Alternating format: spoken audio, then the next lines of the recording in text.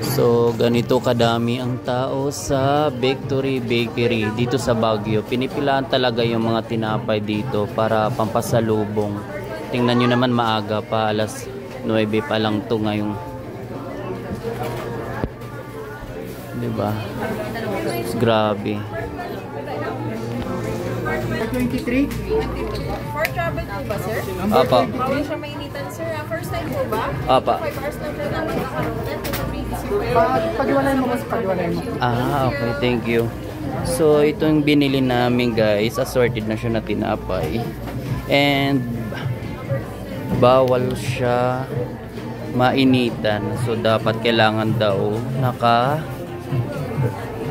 nasa malamig area.